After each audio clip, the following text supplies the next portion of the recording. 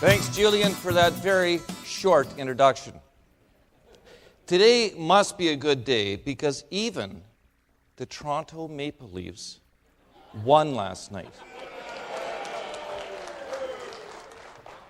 I'm bringing good karma. I want to say thank you also to the committee. Kim and Rob have done an excellent job. In fact, the speakers got so many accolades last night, I'm feeling a little heat. So hopefully I can do my part to make your day a little bit better. So I'd like to ask by a show of hands, how many of you in this room are happy, pleased, that 2009 is over? I actually wanted to wear a t-shirt. I was going to derobe, and I thought, no, that meant, I survived the recession of 2009. But how many of you think 2010 is going to be even a better year?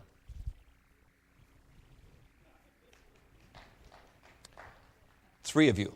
Okay.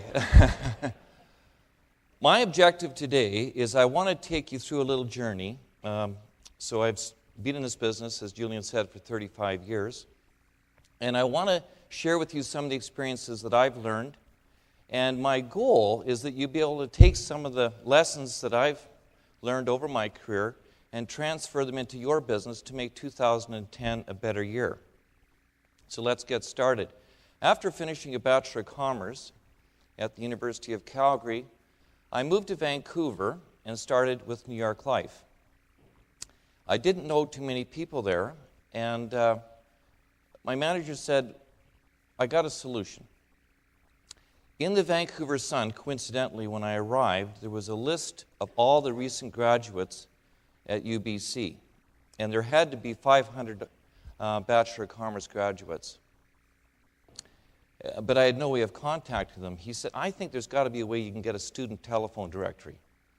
So I went up to UBC, kind of snafu'd a student telephone directory, and armed with the sales talk, you will earn a fortune, I started dialing young BCom graduates. It's interesting. What goes around comes around. That you'll earn a fortune is starting to resonate with me. It's not as important how much money you make as how much money you keep. I turned 55 last year, and it was my objective, Freedom 55. I had it in sight, just a sighting, and then, so I've redubbed it. It's Freedom 65 for Dawn. That's where I'm going. So I started on a commission draw of $500 a month. One would think that could be easily validatable. But after 3 months, it wasn't happening. My manager said at my early morning Monday meeting, Don, you need to get 2 applications this week, or I'm coming with you on your interviews. I'm a proud guy. I didn't like that idea. So by Friday, I had 1 app. I was starting to feel a little heat. I needed 1 more app for Monday morning. And I remembered a young bank trainee with the Scotiabank. John Holanty was his name. I'd had an opening interview with him about a month previous, and he expressed a little bit of interest. He was 19 years of age, but he had a decent income as a bank trainee, and I thought, I'm going to show him that whole life policy for $15,000 one more time. So I called him, and I said, John, can we meet Friday afternoon? He said, no, Don, unfortunately I can't. I'm thinking, what could be more important than meeting with me? He said, we actually have a staff party after work. This was my last prospect for Monday morning. John, I really want to meet with you. Well, okay, why don't you come out to my house in Surrey Saturday morning at 10 o'clock? Because I was from Calgary, I didn't know Vancouver and Surrey all that well, so I left early. I got there at the appointed hour. I knocked on the door, 10 a.m., no answer.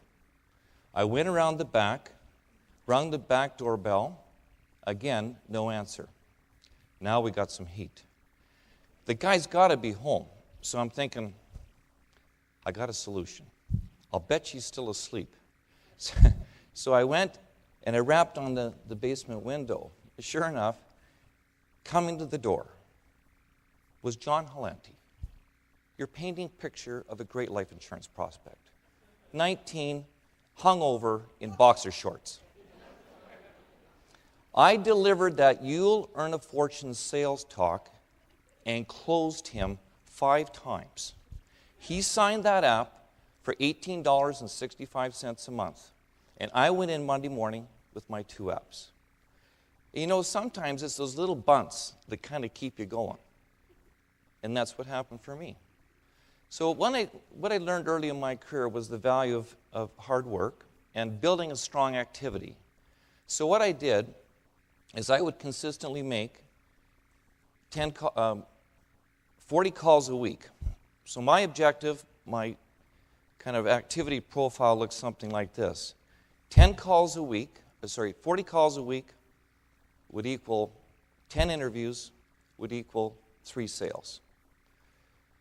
And I built up a high case rate. In fact, my first year in the business, first full year, I sold 190 policies. That's the good news. 50 of them wouldn't take the policy when I delivered. Which would tell you I could close, but they wanted to get rid of me.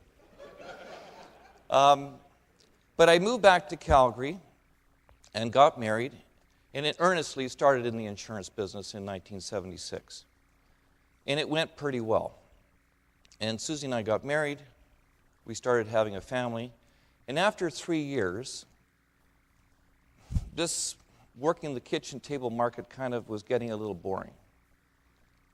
My work activity, 40 calls a week, I would have 2 appointments on a Monday night, 7 and 9, 2 appointments on a Wednesday night, 7 and 9, and I would come in Saturday morning for calls. But with a young family, that wasn't really kind of the lifestyle that I wanted to keep going on. So with the encouragement of Jim Burton, I entered the business market, the corporate market. I wanted to start talking to the business owner. That's where I saw myself. How did I do that? If you want to get into the business market and you're not, here's an idea. What I did is I got a hold of industry registers. And there's a lot of information. Well, that was in '79. Today, with the internet, there's even more. But I got a hold of industry registers, and I started pre-approaching business owners in my target market, which was privately owned oil and gas service companies and oil and gas companies, small ones. And in these industry registers, there's a lot of information. It would give you the president's name. It would give you the number of employees, their office address, who they banked with, and so on. So I would send out 10 letters a week, and here was the basic theme of the letter. It was built around Keyman Insurance and the fact that their private company could buy life insurance on their life and use the proceeds out of the capital dividend account on a tax-free basis to fund the tax liability on their shares on death. It was that simple. And then the following week, I would follow up with those 10 calls to the business owners. Interesting, out of some of those letters are my best clients today. So things kept rolling. Does anybody remember income averaging annuities? Well, I'll tell you, those were the good days. So in 1980 and 81, I became fairly proficient in marketing income averaging annuities. And had some very good years in there. In fact, in '81, it was 60% of my business. Until